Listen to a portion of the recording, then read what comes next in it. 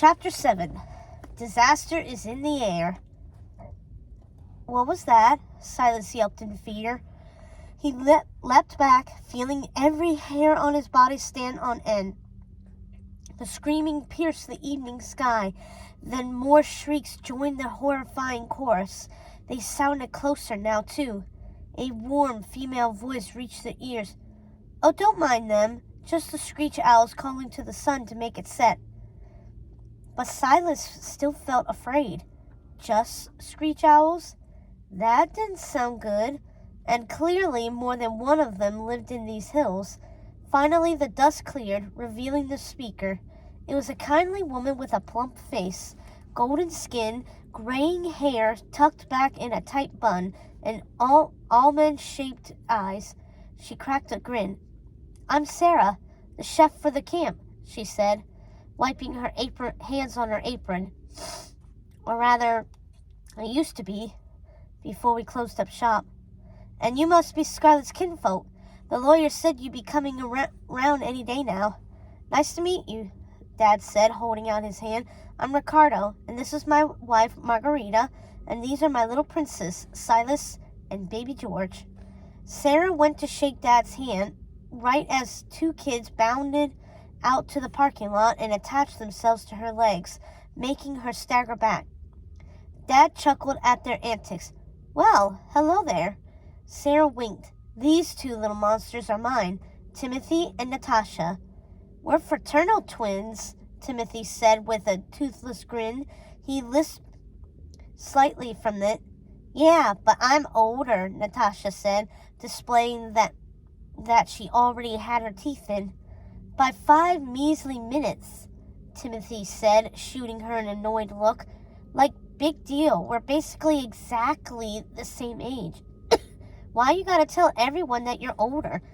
"Basically isn't exactly," Natasha replied, rolling her eyes. "I'm still older, and I'll always be older. Deal with it."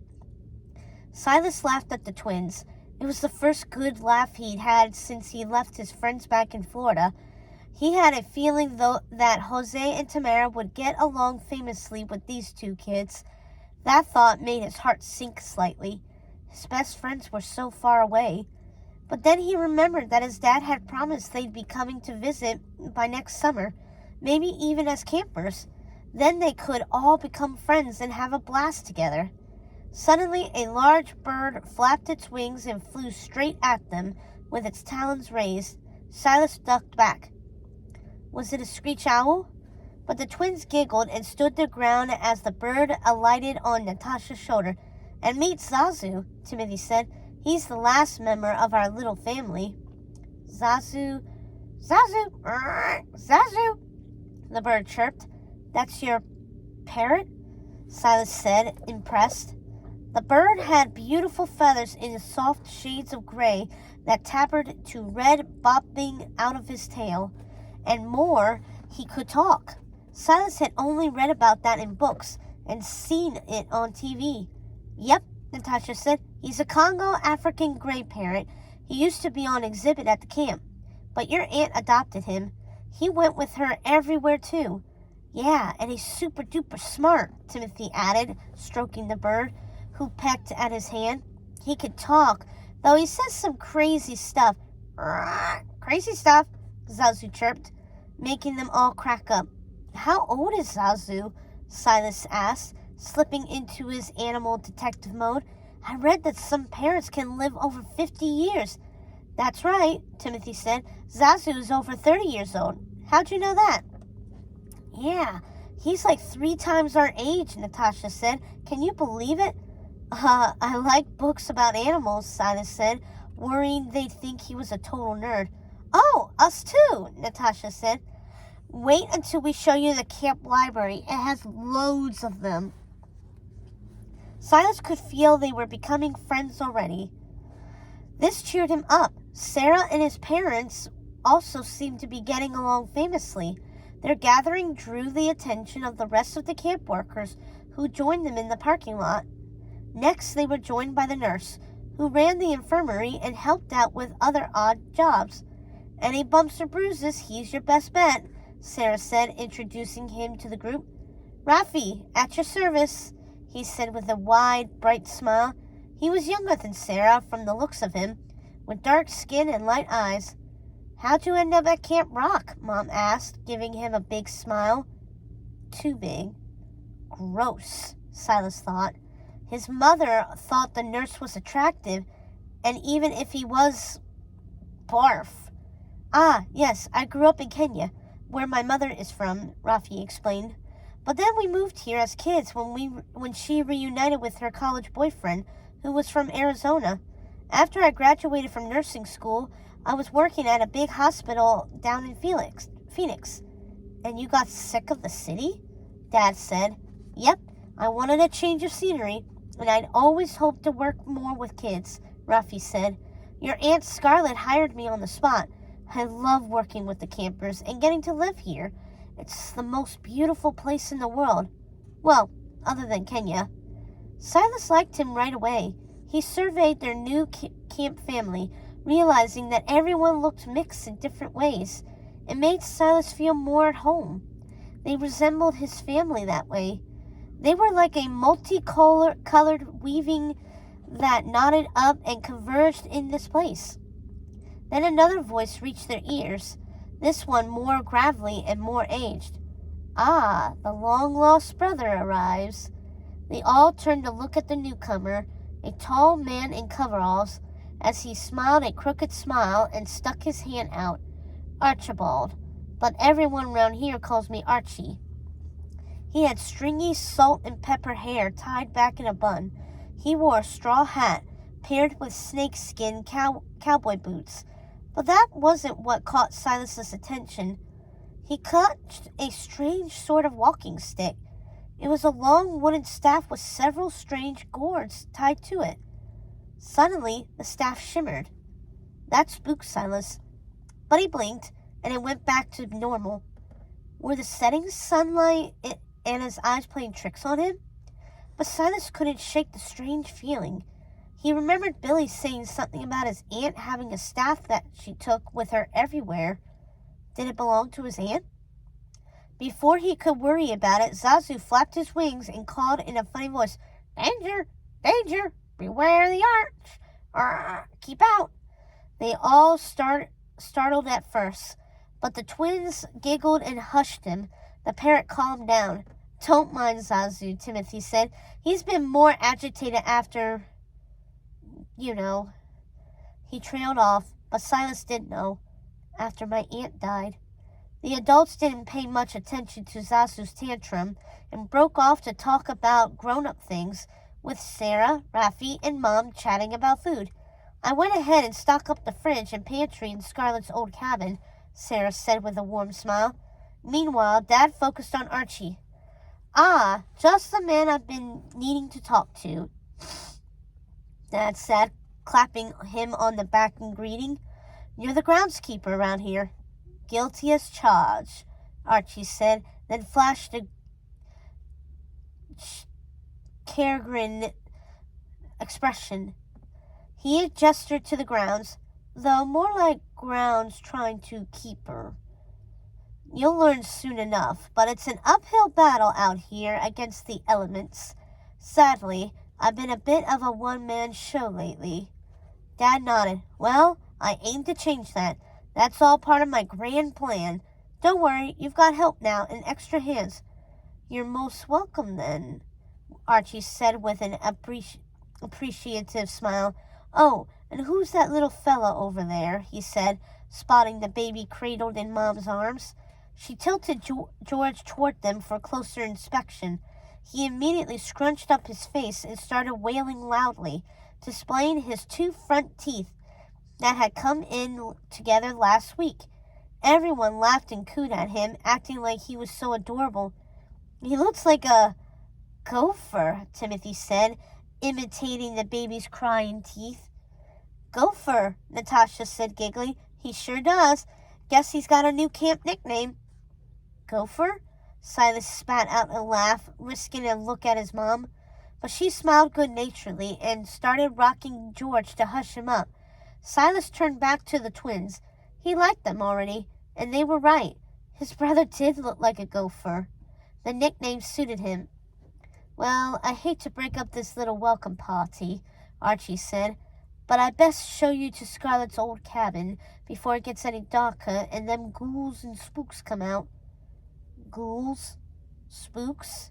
Silas didn't like the sound of that, but he knew better than to say anything. He didn't want the twins, who he hoped would become his new friends, to find out what a scaredy cat he really was. Silas kept his mouth shut as they piled back into the family minivan with Archie and followed his directions up the gravel road to his aunt's cabin, perched atop the highest bluff overlooking all of the Pride Lands. "Roof leaks like the dickens," Archie said, pointing to the wood paneled ceiling. They were standing in the small kitchen, so it's a good thing it don't rain much in these parts. "That's what I said," Dad replied in a cheerful voice, reaching down to muss Silas's hair. But Silas shrank away. "Well, until rainy season," Archie added, "but that gives us time to fix it." Honestly, rainwater was the least of the concerns out here. Mom disappeared into the master bedroom to change and feed George and put him down for bedtime. It was already getting late for the baby, and his fussing wouldn't stop. Silas stuck close to his dad as Archie showed them around the rest of the cabin. The floorboards creaked loudly with each step. The cabin itself was on the small side, with one large main space that comprised a living room area with a wood-fired stove and a makeshift kitchen with only one two-burner stovetop, no oven, and a small fridge.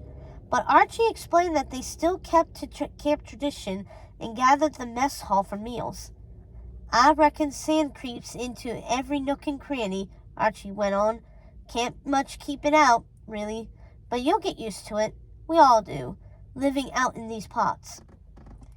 They continued down the wood-paneled hall, where a bathroom branched off with a shower and no tub, and one other door. "This here is your room, kiddo," Archie said, rapping on it and pushing the door open with a terrible creak. "Make yourself at home." The room was small and dark, furnished with 2 twin bunks with thin mattresses. He immediately missed his room back home, which had wall-to-wall carpeting and a big window. "This is my room?" Silas said uncertainly, but Dad shot him a look. "Yep, and this is our home now," Dad reminded him. "George is going to stay in the bigger room with us, so this little room and everything in it is all yours. For now." Those last 2 words, "for now," hit Silas hard. What did that mean? He looked up with a start. The other bunk across the room started to look rather menacing. That was when Dad confirmed his worst fears. "But don't get too used to having your own room. Soon as your little brother is old enough, he'll be bedding down with you in here." "No, we can't share a room," Silas said. "It's too small." "Don't worry, son. It'll bring you closer together. He's going to be your best friend. Trust me, you don't know how much your brother or sister means to you until they're gone." Dad's voice cracked on that last part. With that, he rapped on the door frame and went back outside with Archie to unload more of their stuff from the van. His footsteps creaked across the cabin and vanished onto the front porch. Mom had settled into the master bedroom with George, of course. Silas turned back to inspect his room. Ugh, Silas thought. He never had to share a room before. He liked being an only child. Hopefully he would soon prove to his parents that George was actually an alien, and then he could go back to his home planet, wherever that was. Hopefully in a galaxy far, far away.